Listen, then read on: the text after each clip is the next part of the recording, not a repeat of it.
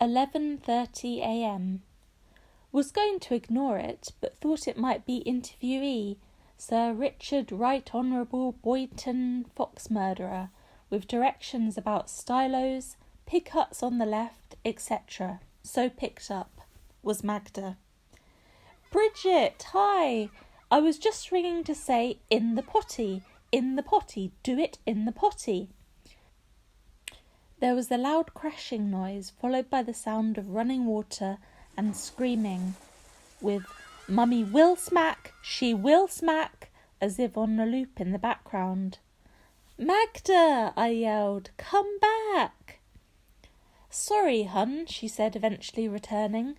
"I was just ringing to say, tuck your willy inside the potty. If you let it hang out, it will go on the floor." "I'm in the middle of work," I said pleadingly. "I've got to set off to Leicestershire in 2 minutes." "Great, fine, rub it in.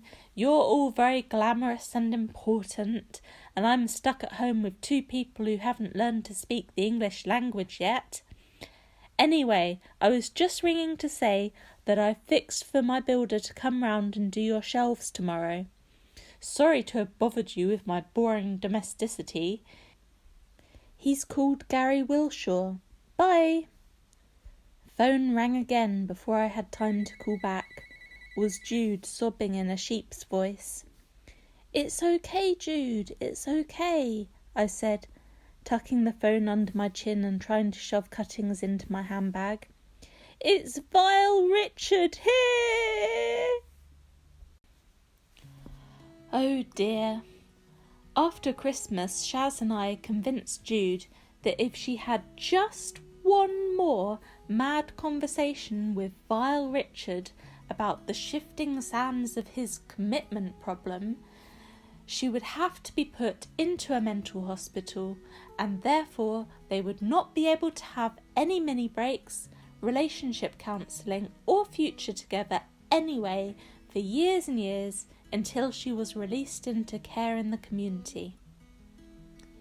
In a magnificent feat of self-love, she ditched him, cut her hair, and started turning up to her stage job in the city, wearing leather jackets and hipster jeans. Every striped-shirted Hugo, Johnny or Gerrars who had ever idly wondered what was under Jude's suit was catapulted into a state of preaptic frenzy, and she seems to have a different one on the phone every night, but somehow the whole subject of Vile Richard still makes her sad. "I was going through all the stuff he left, ready to chuck it out, and I found this self-help book called... It's okay. You can tell me.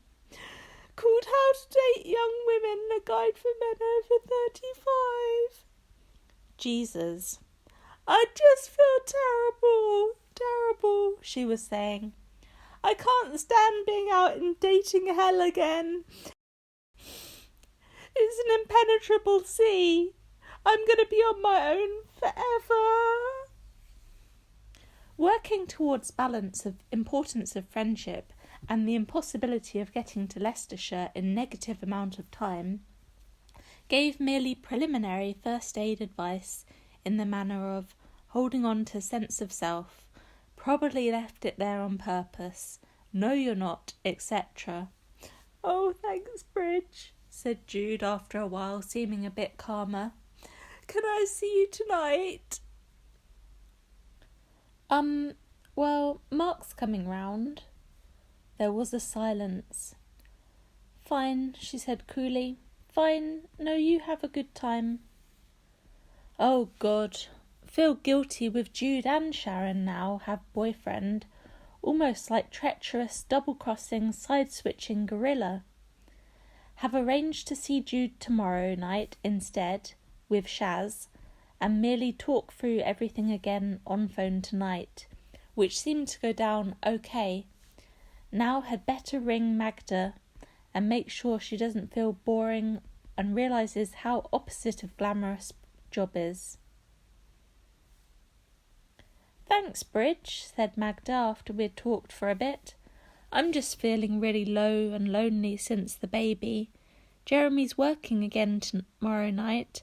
Don't suppose you'd like to come round? Well, I'm supposed to be seeing Jude in 192. There was a loaded pause. And I suppose I'm too much of a dull, smug married to come along. No, come, that would be great, I overcompensated. Knew Jude would be cross, as would take focus away from vile Richard, but resolved to sort out later. So now I'm really late and have got to go to Leicestershire without actually having read the fox hunting cuts. Maybe could read in car when at traffic lights? Wonder if I should quickly ring Mark Darcy and tell him where I'm going.